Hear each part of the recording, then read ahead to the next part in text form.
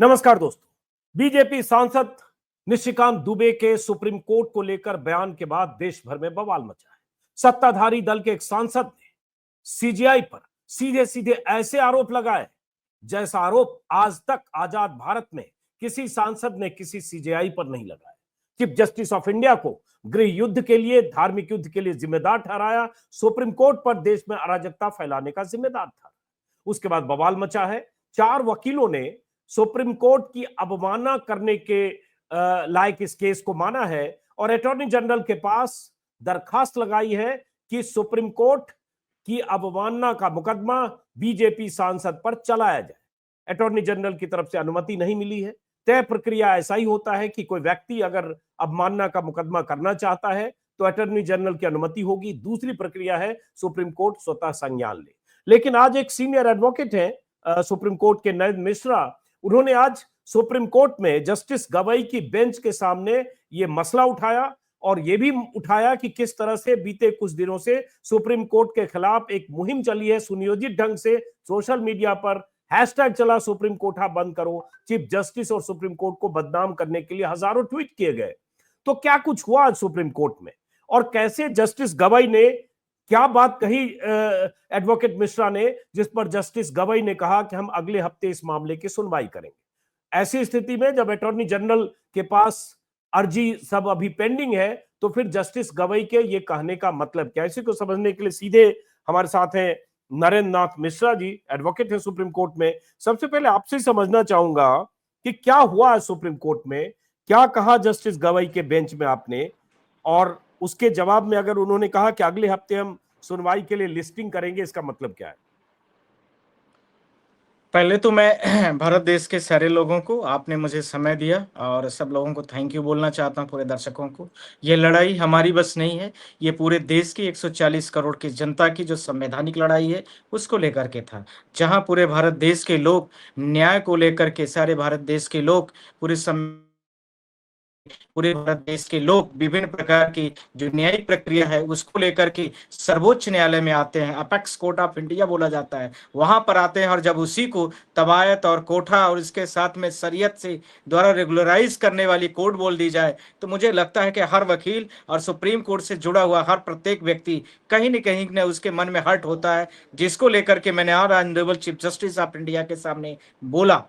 मैंने इसकी शुरुआत यहाँ से नहीं हुई। मैं 4 दिन से देख रहा हूँ कि जिस प्रकार से बीजेपी के पार्टी के 4 टाइम्स एमपी निशिकांत दुबे ने बोलते हैं और उसके बाद पार्टी यह करके अपने आप से साइड हो जाती है कि इससे मेरा कोई व्यक्तिगत लगाव नहीं है। उसके बाद से मैंने कोर्ट को लेटर लिखा और कोर्ट को मैंने बोला कि इसमें आप कॉग्निजेंस ऑफेंस लीजिए, this is a very serious offence. फिर उसके बाद में कोर्ट में मुझे लगा कि बहुत सारी चीज़ें आती हैं और नहीं होती है, तो हमने कोर्ट से आज मेंशन किया पॉइंट नंबर 1। मैं बोला lordship, this is since last 50 years, 50 सालों से इस तरह का कोई भी मेंशनिंग नहीं आई होगी जो आज आपके मैं सामने करने जा रहा हूँ। कोर्ट ने बोला ऐसा क्या हुआ मिश्रा जी कि आपको ऐसा आज बोलना पड़ रहा है? मैंने बोला lordship, this is very serious issues. आज हमारे लॉर्डशिप के ऊपर ये आवाज उठाई जा रही, हमारी कोर्ट के ऊपर उठाई जा रही है, हमारी सारी लीगल फ्रेटर्निटीज के ऊपर उठाई जा रही है, हम सारे लोगों के जो मंदिर है उस पर उठाई जा रही है। कोर्ट इसको सुनते ही भड़क गया कि मिश्रा जी क्या हुआ आप बताएंगे। हमने बोला लॉर्डशिप, बीजेपी के जो एमपी 4 बार के सांसद है उन्होंने चीफ जस्टिस ऑफ इंडिया को बोल रहे हैं कि भारत देश में जितने सिविल वार्स हो रहे हैं, जो गृह युद्ध छिड़ रहे हैं, उसके लिए सिर्फ और सिर्फ एक व्यक्ति रिस्पॉन्सिबल है, वो जस्टिस खन्ना। इस चीज को लेकर सुप्रीम कोर्ट की जो देश की अराजकता है, जो देश की अराजकता की तरफ देश बढ़ रहा है, उसमें सिर्फ एक व्यक्ति रिस्पॉन्सिबल है, वह कौन है? Chief justice of India. उसको लेकर के कोर्ट ने, मैंने बोला कि लॉर्डशिप इन्होंने क्या बोला, ये सारी वीडियो वायरल कराई जाती है और फिर कुछ कंसर्न पार्टीज के लोग उसकी उस सोशल मीडिया प्लेटफॉर्म पर बड़े सारे टैग लगा करके सुप्रीम कोर्ट ऑफ इंडिया को तबायत, कोठा, शरीयत कानून, ये सब और जितने मीमीज बना सकते हैं, कार्टून बना सकते हैं, और वो सारी करके दिनों दिन बाढ़ सी लगा दिए हैं और वो रुकने का नाम नहीं ले रहा है। इसके बाद से बहुत सारे हमारे दोस्तों ने, हम लोगों ने इसमें कोशिश किया है, अटॉर्नी जनरल को इसमें लेटर भी लिखा है कि इसमें आप ज़रूर इसमें ऑफेंस में, इस क्रिमिनल केसेस में आप कोर्ट ऑफ कंटेम्प्ट के दायरे में 1970 का जो एक्ट है उसमें जो सेक्शन 15 है उसके अंतर्गत में सुप्रीम कोर्ट के पास, अटॉर्नी जनरल के ऑफ इंडिया के पास सेक्शन 15(1) की बात में है। तो ये सारी चीज़ों को लेकर के आप एक्शन लेने के लिए आप इनको अलाउ करिए। कोर्ट ने बोला कि मिश्रा जी आप चिंता न करें, हम इस मैटर में जरूर इसको सुनवाई करेंगे। इसके बाद मैंने बोला लॉर्डशिप तब तक के लिए जो यूट्यूब में जितने वीडियोस हैं, जो सोशल मीडियाज में बहुत सारी चीजें टैग की गई हैं जो इलीगल हैं, कोर्ट को लगता है कि ये सारी तवायत कोठा ये सब शब्द जो यूज किए गए हैं, जिसमें हमारे सुप्रीम कोर्ट का staff, supreme court even court जो जस्टिस बैठे हैं वो भी सब लोग कहीं ना कहीं इससे दुखी हैं, ऐसी चीजों को हटाने के लिए डायरेक्शन दे दिया जाए। तो कोर्ट ने बोला मिश्रा जी हम इस मैटर की सुनवाई करेंगे और नेक्स्ट वीक के लिए, तब तक के लिए इमीडिएट उसको एक्शन के लिए बोल दिया गया, सॉरी तब तक उसको लिस्ट करने के लिए नेक्स्ट वीक रजिस्ट्री को बोल दिया गया कि नेक्स्ट वीक इसको लिस्ट करिए। मैटर आइदर मंडे को लगेगा या तो फ्राइडे को, कमिंग वीक पर। जी अब मैं समझना चाह रहा हूं, जैसे जस्टिस गवई और जस्टिस मसीह की बेंच थी, ठीक है, जिस बेंच के यस सामने आपने मेंशन किया आज। अब अगर जस्टिस गवई ने कहा कि अगले हफ्ते हम लिस्टिंग करेंगे, इसका मतलब थोड़ा लीगल टर्म में समझाइए। एक तरफ लिस्टिंग क्या होगी, क्या जैसे दो प्रक्रिया हम समझते हैं, एक अटॉर्नी जनरल अगर अनुमति देते हैं तो अवमानना का मुकदमा चलता है, दूसरा कोर्ट सुओ मोटो संज्ञान ले और कहे ये अवमानना का मामला है, कंटेम्प्ट ऑफ कोर्ट है, क्योंकि आप चीफ जस्टिस को गृह युद्ध के लिए जिम्मेदार और दिस दैट जो भी आपने कहा। लिस्टिंग की तो ये अब आगे क्या होगा, किस प्रक्रिया के तहत क्या कार्रवाई होगी, क्या देखिए सुनवाई अंजुमन होगा? जी, अंजुम जी, इसके दो एस्पेक्ट हैं। पहला हाँ, एक है कि भारत देश का जो लीगल का, जो भारत देश के लॉ का रिलेटेड सबसे जो बड़ा वकील माना जाता है, जो सुप्रीम कोर्ट ऑफ इंडिया की इक्विवेलेंट भी इसकी पोस्ट मानी जाती है, वो है attorney general of India. Law का सबसे बड़ा ऑफिसर देश का होता है सुप्रीम कोर्ट। और ऐसे 1971 का कंटेम्प्ट का जो प्रोसेस है वो ये कहता है कि आप जो कंसर्न लॉ ऑफिसर है उसको आप पहले आप बता दीजिए, फिर उसके बाद सुप्रीम कोर्ट को जरूरत नहीं होगी पूछने के लिए भी कि अटॉर्नी जनरल ऑफ इंडिया क्या उसमें ले रहे हैं या नहीं ले रहे हैं, क्योंकि कोई भी देश में जो भी सरकारें होती हैं अपने खिलाफ में जाहिर सी बात है कि जल्दी वो कॉग्निजेंस और कुछ भी ऐसे एक्शन लेती नहीं है। कोई भी होगा अपने खिलाफ में चीजों को नहीं तैयार करेगा मीडिया के सामने या कुछ भी ऐसे चीजों को नहीं एक्ट करेगा।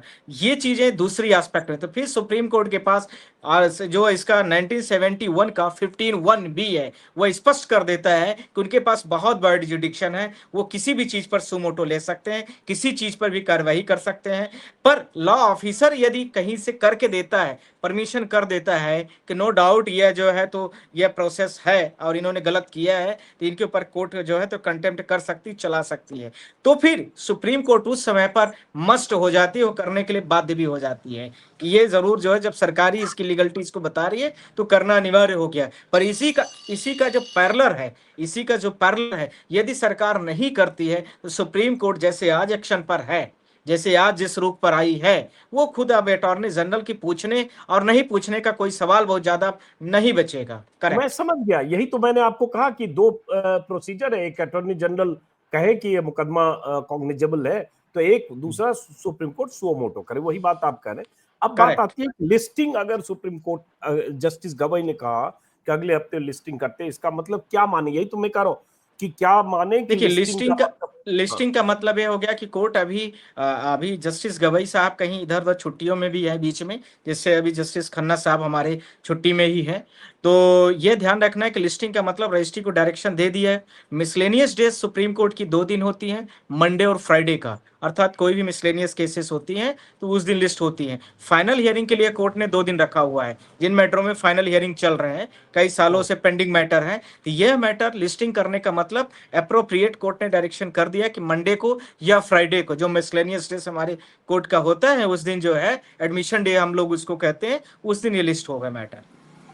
नहीं नहीं, मैं फिर आगे, चूंकि देखिए दर्शक हर तरह के हैं, उनको थोड़ा समझाने के लिए कि अब क्या होगा उसके बाद, ये कोर्ट केस शुरू होगा, मतलब इसको किस प्रक्रिया में अच्छा, माने। करेक्ट, ठीक है, मैं समझ गया, ये समझाइए ना, कंसर्न करना ऑडियंस है। को समझाइए। ठीक है, हाँ ठीक है। हाँ अच्छा, ये जनता देखिए, अभी तक क्या होता था कि कई बार सुमोटो कोर्ट खुद लेती थी, कई हाँ बार जो अटॉर्नी जनरल होता था वो रिकमेंडेशन हाँ रिपोर्ट देते हाँ थे, हाँ वो वाला रिपोर्ट वाला, और अटॉर्नी जो सुप्रीम कोर्ट अपना सुमोटो लेती, ये दोनों रास्तों में से अभी ये तीसरा रास्ता खुला है, जी, जो हमने लेटर यही पिटीशन दिया है, यही और मैं इसके कहना चाह बिहाफ रहा हूँ। पर, हाँ करेक्ट, हाँ हाँ तीसरा रास्ता है लेटर पिटीशन वाला, और हमने कोर्ट को बोला है, तो कोर्ट अब इस मैटर को लिस्ट कर लिया। इसका मतलब हो गया कि मैटर में बहुत ग्रेवियांस है, अब ये मैटर सुनवाई के लिए लगा दिया गया, अब ये मैटर सुना जाएगा, अब ये मैटर आफ्टर। अब इसमें फिर समझने देखिए, आप एडवोकेट हैं, मैं एडवोकेट नहीं हूं, तो मेरी जानकारी का दायरा बहुत सीमित है, लेकिन मैं आपसे सवाल के बहाने मैं भी समझूंगा, दर्शक भी समझे।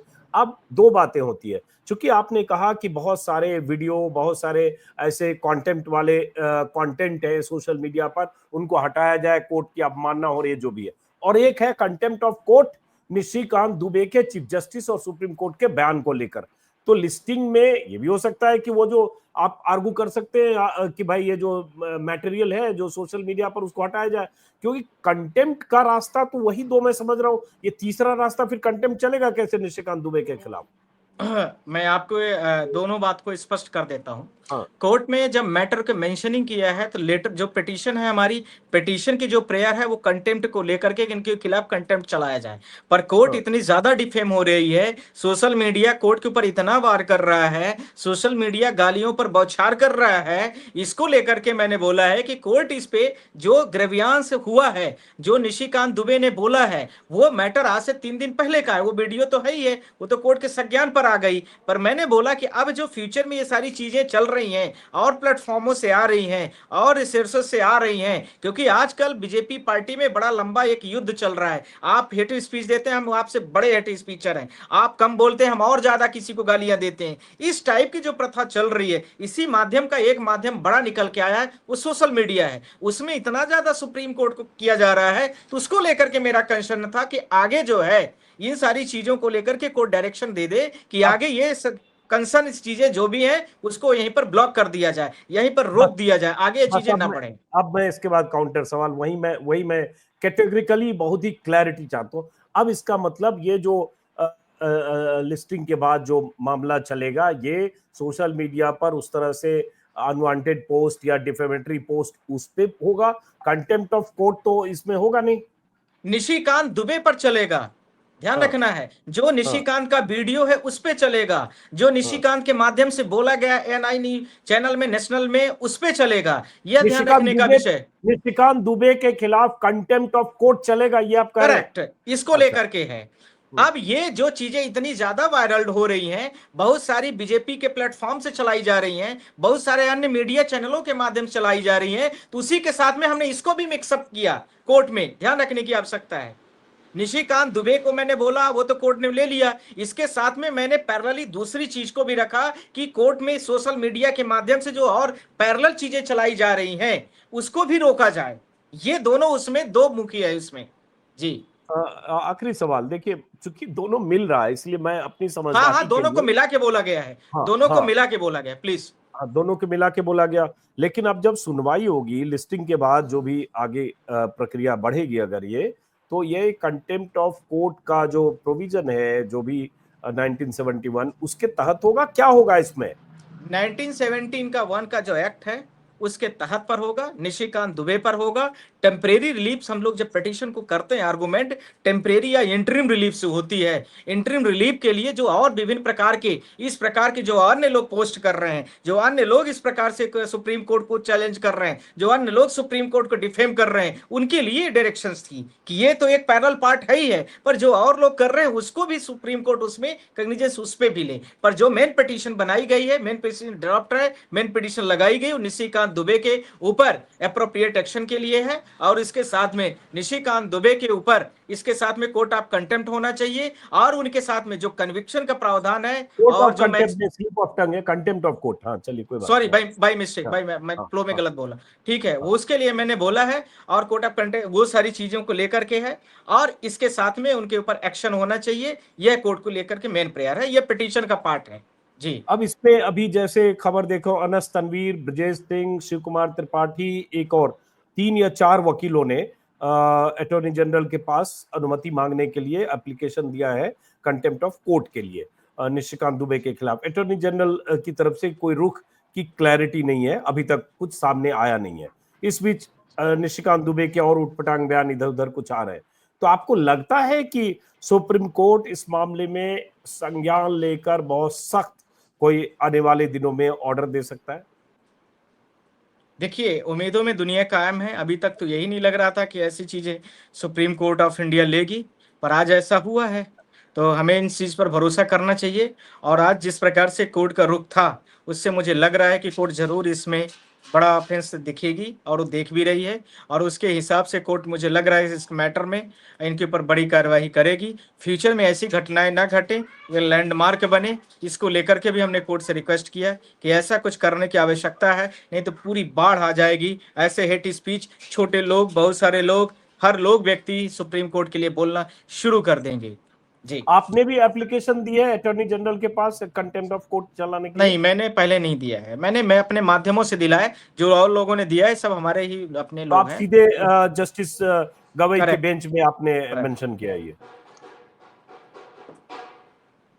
चलिए, बहुत बहुत शुक्रिया नरेंद्र मिश्रा जी, एडवोकेट है सुप्रीम कोर्ट में। समझना चाह रहा था, क्योंकि कई तरफ से लगातार ये आवाजें उठ रही है कि किसी भी ढंग से निशिकांत दुबे के खिलाफ कार्रवाई के लिए सुप्रीम कोर्ट रास्ता खोले, या तो स्वतः संज्ञान ले या अटॉर्नी जनरल अनुमति दें और उसके बाद अवमानना का मुकदमा चले। इस बीच ये तीसरा पक्ष नरेंद्रनाथ मिश्रा की तरफ से, देखते हैं क्या होगा। फिलहाल अगली सुनवाई का, अगली तारीख का, लिस्टिंग के बाद क्या होता है, इंतजार होगा। नमस्कार।